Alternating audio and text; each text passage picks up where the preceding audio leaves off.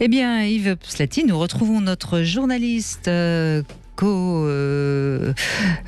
collaboratrice de Arthur Vernon que nous avions hier et nous avons appris que ça marchait bien, votre bar à fantasmes. Oui, Sweet Paradise se porte bien et les fantasmes des Français se portent bien aussi. Et ben ça, c'est plutôt une bonne nouvelle. Bon, bref, en tout cas, vous n'allez pas nous parler de fantasmes, quoique vous allez nous parler des célibataires qui seraient ouverts sexuellement. Cet été, oui, tout à fait. Alors, on sait que là, on est en mois de juin, fin juin, et qu'on a un temps affreux aujourd'hui sur la capitale, à Paris. Mais je viens sur votre plateau avec une météo plutôt favorable pour cet été. Je le prédis, il va faire chaud et humide dans les maillots de bain des célibataires. La chasse aux moules et aux bigorneaux va aller bon train sur les dunes et les mottes de sable fin. Alors, c'est pas vraiment la station météo qui m'a donné l'info, c'est un sondage IFOP pour la plateforme Chem4 qui vient de sortir et qui prédit pour 2021 un Summer of Love de la génération Covid. S'il fallait retenir un chiffre de cette étude, c'est qu'un tiers des célibataires français se diraient plus ouverts sexuellement cet été qu'en temps normal, avant le Covid. En gros, nous sommes dans ce que Jean-Claude Duss des Bronzés aurait appelé la zone des malentendus qui peuvent marcher. On baisse nos standards et les gens veulent se déconfiner le bulbe, qu'importe l'art et la manière. Les célibataires céderaient plus facilement aux avances d'un inconnu et seraient moins sélectifs dans le choix de leur partenaire sexuel. Comme quoi l'abstinence a du bon, ça donne envie de... La frustration, voilà, attise le désir. Alors je nuance quand même ces chiffres, c'est toujours 2 fois plus d'hommes que de femmes en moyenne qui sont prêts à dézipper la braguette pour un oui ou pour un non, hein. Quelle surprise étonnante.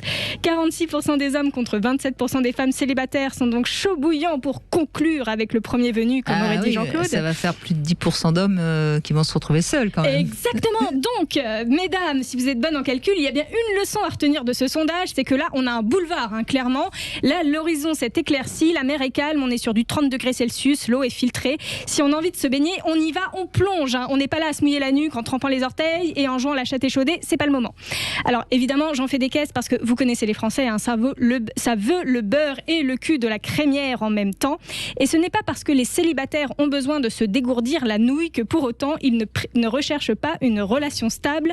Selon le même sondage, on y apprend que 86% des célibataires, c'est une majorité écrasante, privilégieraient quand même une recherche de relations longue durée contre une recherche de multiplicité de partenaires sexuels. Car on le rappelle, les célibataires ont vécu plus de dépression et ont connu plus de perturbations sur leur santé mentale que les personnes qui ont été en couple durant le confinement. Ce qui voudrait dire donc que la Covid a fait prendre conscience que quand on traverse un moment difficile, mieux vaut être en couple. Précisément. Oui, ouais, exactement. Cette solitude des célibataires les a fait réfléchir. Si on est dans la maison, on est emprisonné dans une maison, probablement, oui. Oui, alors oui, ça dépend aussi de son lieu de confinement, mais je vous rappelle juste ces chiffres d'un ancien sondage IFOP où 20% des personnes célibataires reconnaissaient avoir connu une dépression en début d'année 2021, contre seulement 12% des personnes en couple. Alors évidemment, les couples ont également souffert de la crise. Sûr, Il y a une souffrance liée à la promiscuité, à l'inégalité des répartitions de différentes tâches. Il y a aussi les projets de mariage ou de bébé, parfois reportés, parfois même totalement annulés. C'est le cas par exemple de 17% des couples français de 18 à 34 ans qui prévoyaient d'avoir un enfant et qui ont préféré définitivement abandonner le projet. Et malgré tout, la crise sanitaire a simplement révélé, comme vous le disiez, qu'en période de pandémie mondiale, il vaut mieux être accompagné que seul. Si les célibataires français sont certes à la recherche de sexe, combien sont également à la recherche d'affection, de câlins, de tendresse? Combien troqueraient une soirée avec leur plan cul contre quelques amitiés sincères et l'assurance d'un avenir plus radieux? Ça, le sondage ne nous le dit pas. Oui, mais ça, nous le savons, nous. C'est-à-dire Ben oui, les gens, donc... besoin.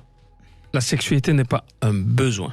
Okay? Donc, surtout, la sexualité relationnelle n'est pas forcément un besoin, puisqu'il y a la sexualité personnelle. Le besoin chez l'humain, c'est le manque de tendresse, d'amour, d'affection. C'est de ça qu'on a besoin. Donc, si les chiffres ne m'étonneraient pas, donc, de dire que les gens vont chercher d'abord l'amour que le sexe, c'est tout à fait normal. C'est universel, pas seulement pour les Français. Hein. C'est pour ça qu'il y a tant de gens qui achètent un chien ou un chat. Hein. Ben oui, bien sûr. C'est le toucher qui est le plus important. On le sait, puisqu'on on développe l'hormone de l'ocytocine. De l'ocytocine. Dans l'intimité, on a besoin de deux choses, de la parole et du toucher. Donc, quand on est séparés, il n'y a que la parole, il n'y a pas de toucher, mais the best of, c'est quand même quand les deux sont ensemble, donc, et la parole et le toucher. En tout cas, ça montre bien à quel point on a encore du boulot et que cette émission, elle est essentielle pour aider les gens à être dans des bonnes relations, parce que finalement, les couples qui allaient bien s'en sont bien sortis pendant la Covid, ceux qui allaient pas bien ont beaucoup plus souffert. C'est vrai que ça a vraiment précisé les écarts qu'il pouvait y avoir déjà dans des couples ou dans des situations.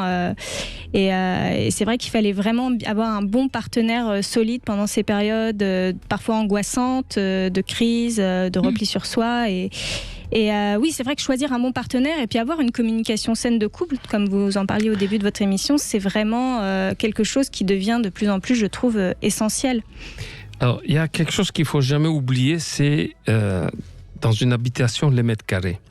Donc, quand je vois des gens post-Covid qui parlent de certaines personnes, « Ah non, le Covid ne m'a pas dérangé, tout ça », à la télévision, et d'autres qui disent « Le Covid m'a dérangé ». Si j'étais le journaliste, la première question pour celle qui m'a dit le Covid ne m'a pas dérangé, première question, quel est le mètre carré? Est-ce que vous avez un jardin? Est-ce que vous pouviez sortir? Que si vous habitez dans un appartement 8e étage à 40 mètres carrés, mais que vous Yves, êtes à 4, vous savez que les journalistes ne savent pas poser les bonnes questions. mais la question la plus... Avant de demander, ah oui, mais non, moi ça ne m'a pas dérangé, ben, si tu habites dans une maison à 300 mètres carrés et puis tu as un immense jardin, tu passes ton temps dans ton jardin, c'est une chose, mais dans un 40 mètres carrés à 4, c'est tout à fait autre chose. Oui, évidemment. Donc, en fait, le gros problème, c'était dans les espaces exigus. C'est l'espace vital. Ils se sont trouvés les uns sur les autres, et même des couples qui s'entendaient bien, ils ont commencé à se disputer. Mais ça, c'était pas prévu au départ. Donc, en fait, la pandémie nous a appris beaucoup de choses, hein. Mais on le sait, les expériences dans les cages avec les rats qui sont trop nombreux, ça crée de l'agressivité, de la bagarre. Quand l'animal a suffisamment d'espace, il n'y a pas de problème. Je ne vois pas pourquoi on serait différent. Enfin, évidemment. La promiscuité, certes, quand on en a envie, mais pas obligatoire. Toujours pareil. Surtout si on a connu certaines choses. Donc, je vais faire une petite chose, puisqu'on parlait des rats. Je travaille beaucoup avec des souris, sur la reproduction des souris. Donc, c'est une cage. Donc, on va faire donc, un élevage de souris blanches pour des examens biologiques et médicaux, donc pour voir certains médicaments. Donc, on a un élevage de souris. Ce sont des frères. Ils sont toujours ensemble. Donc, une souris va mettre bas 17, 18, 19, 20. À chaque fois, elle va mettre 20 naissances ensemble. Et en général, c'est 50-50 le nombre de mâles et de femelles. Bien que les femelles sont plus, un peu plus que les mâles. Donc, ils grandissent ensemble. Donc, une souris va commencer à avoir des relations sexuelles aux environs de 5-6 semaines. Une souris vit 2 ans. Alors, on met une souris, les mâles, on les met tous ensemble. Les 5 mâles, ce sont des frères. Et ils vivent ensemble. Il n'y a aucun problème. Ils ne se battent pas. Dans une toute petite cage, on les laisse. Pendant des mois, on peut les laisser. Alors, on a fait une expérience. Donc, on les a sortis des cages. On a mis 5 cages différentes. Et dans chaque cage, on met 4 souris pour qu'ils copulent. Donc, parce qu'une femelle souris est fertile un jour sur 4. Donc, on met 4 pour qu'au moins une... Donc, ils copulent, ils passent toute la nuit là-bas. Et puis, ces 5 mâles qui sont frères, on les remet dans la même cage. Ils s'entretuent. Le lendemain, il n'y a aucun vivant. Donc, une fois qu'ils ont pris l'odeur des femelles, une fois qu'ils se sont habitués à une odeur des femelles, d'un coup, leur agressivité bon, et ils s'entretuent. C'est inouï. Comme quoi les femmes peuvent faire aux hommes, hein. N'est-ce pas? Donc, terrible. Peut-être que les footballeurs, il aurait fallu les enfermer dans la chambre la veille avant de les laisser faire leur match. Écoutez, il y a quelques années, le Danemark a été champion d'Europe. Ouais. C'était la seule équipe qui amenait les femmes aussi dans leur hôtel. Toutes les autres, les femmes étaient défendues. On n'amène pas les femmes. La seule qui, c'était le Danemark, et ils sont devenus champions. Alors ne dites pas qu'il faut... Non, mais c'est un vrai débat. J'ai déjà participé à ce genre de débat. Est-ce qu'il faut laisser les sportifs la veille d'un match ou pas? Ah oui, le testostérone, elle monte. Hein.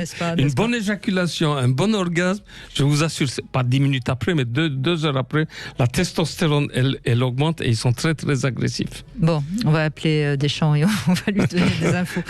Merci en tout cas, Flore Chéri. Merci beaucoup. Et on vous retrouve bien sûr sur union.fr ou au mysweetfantasy.com, ce site où vous réalisez les fantasmes des gens.